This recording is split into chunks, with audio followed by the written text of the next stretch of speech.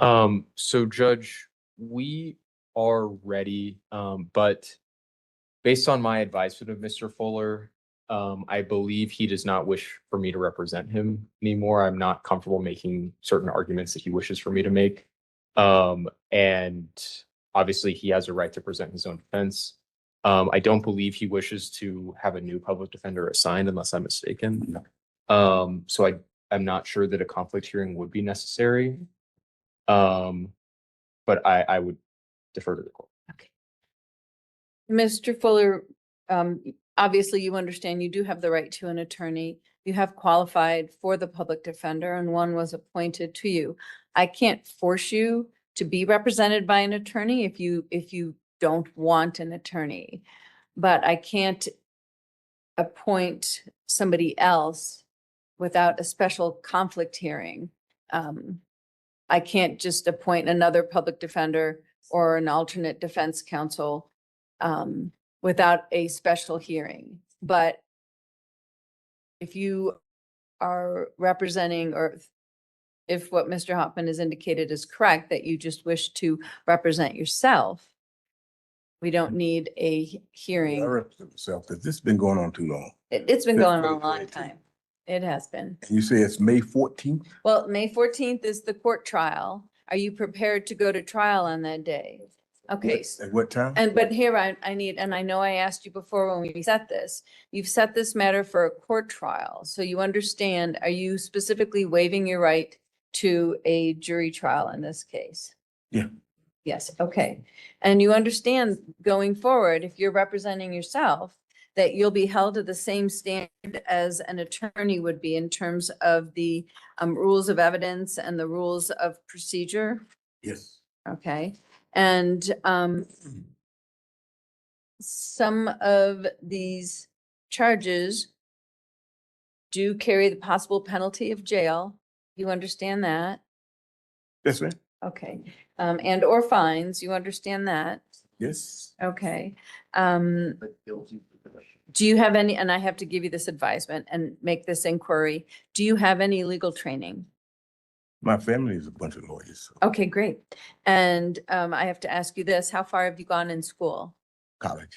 Okay, perfect. And are you, and I'm going to ask you these questions again on the day of trial, are you under the influence of any drug or medication or alcohol that would affect your understanding of these proceedings today? No. Okay, and do you wish to further consult with the public defender before going forward? No. Okay, and you do understand that criminal law is a complicated area of law. And as I said earlier, you will be held to the same standards as an attorney. Okay. And some of the arguments that Mr. Hoffman does have, any attorney has an obligation to zealously represent a client, but they also have an obligation to the court to put forth sound legal arguments, Yes. which is, I think, where the breakdown was here. Do you understand you do have the right to remain silent and that anything that you say at trial can be used against you?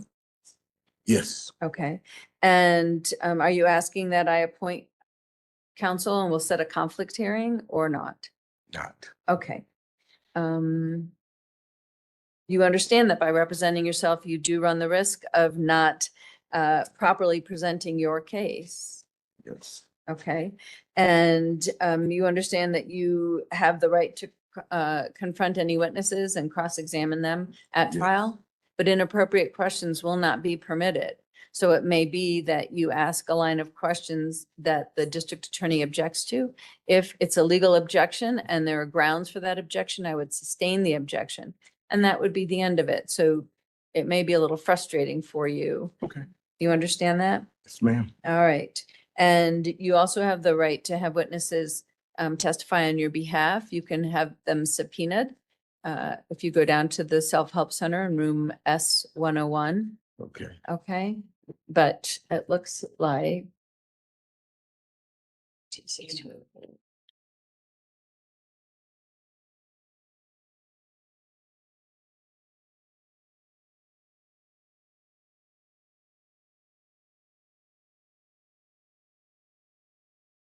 okay. And there was an endorsement of witnesses in the 6283 case to be Talia Spinelli from the Colorado Springs Police Department. Is that correct?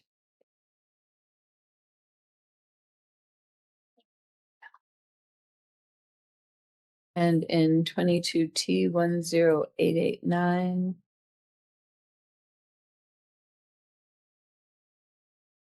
the witness, Zachary Forrester from the Colorado Springs Police Department. So there are witnesses in the file. All right, we will see you on May 14th at 1:30. Okay, thank you, ma'am. All right, thank you, Mr. Fuller. Thanks, sir. And just like that, another courtroom hearing comes to an end, but the real story is only beginning. What we witnessed today was a perfect example of what happens when confidence collides with reality. The defendant believed he knew better than his own attorney. He believed he could navigate the courtroom alone. But as many people discovered too late, a courtroom is not a debate on social media. It's a place where facts, evidence, and the law decide your future. The judge repeatedly warned him about the risks. She explained the consequences. She gave him every chance to reconsider. Yet he chose to move forward alone, fully convinced he was making the right decision. But here's the question. Was this a bold move by someone standing up for himself? Or was it the first step toward a legal disaster? The answer may become clear when the trial begins. One thing is certain, believing in legal myths, internet theories, or so-called secret loopholes can turn a difficult situation into a much bigger problem. The courtroom doesn't reward confidence, it rewards preparation, evidence, and a solid understanding of the law. Now it's your turn to weigh in. If you were sitting in that courtroom, would you trust an experienced attorney, or would you represent yourself? Drop your opinion in the comments below because this case is far from over, and your perspective matters. If you enjoy courtroom drama, shocking legal moments, and real cases that leave everyone talking, hit that like button, subscribe, and turn on notifications. We bring you the most unbelievable courtroom encounters and legal battles from around the world. Thank you for watching. Stay informed. Stay alert. And remember, the most expensive mistake is often the one you think you'll never make. We'll see you in the next courtroom story.